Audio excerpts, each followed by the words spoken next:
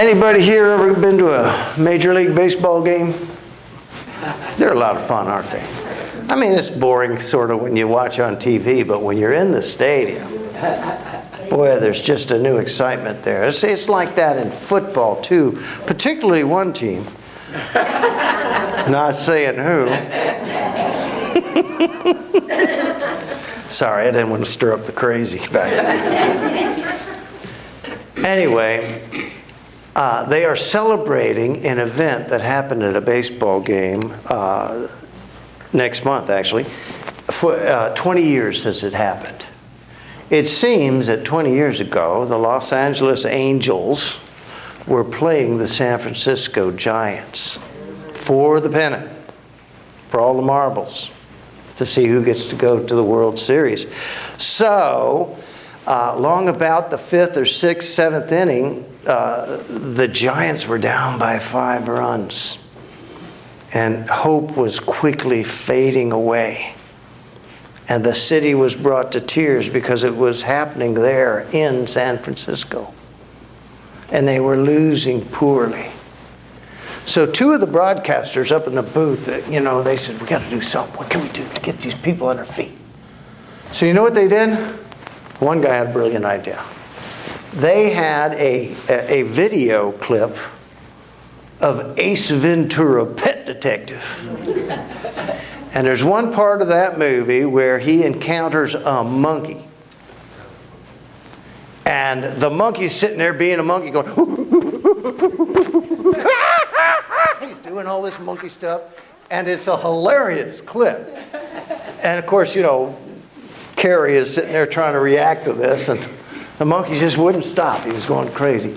So they put this on the giant jumbotron boards all over the stadium.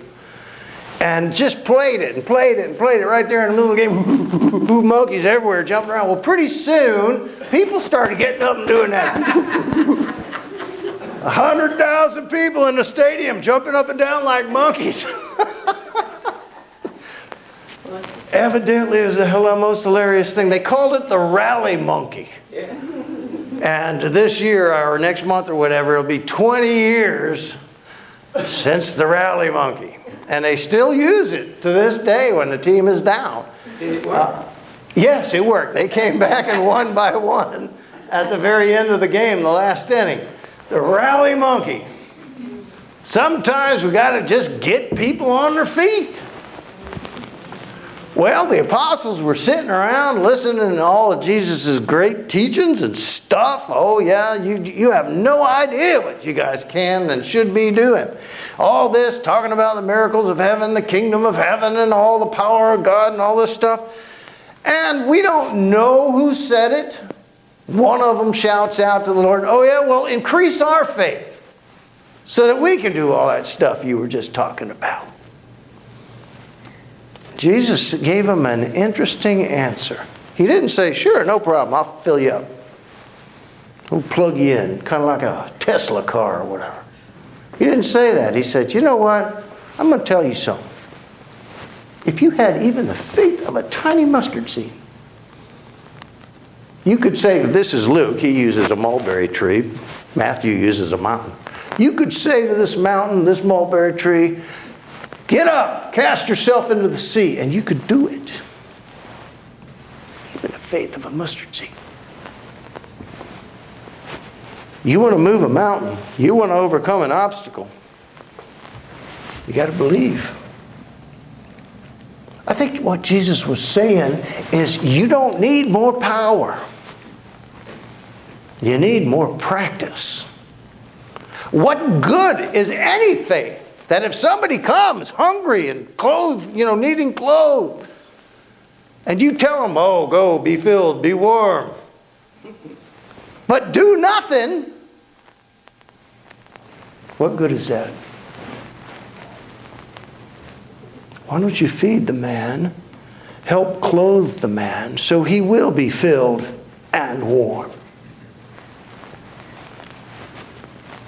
Faith without evidence, without works, is worthless. He uses the term dead.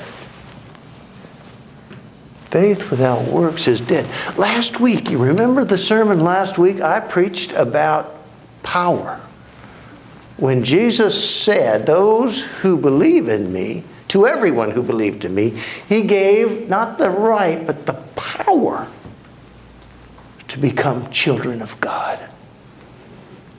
And we talked about that last week. What is that power? How do we realize that power? Again, Jesus is talking about power.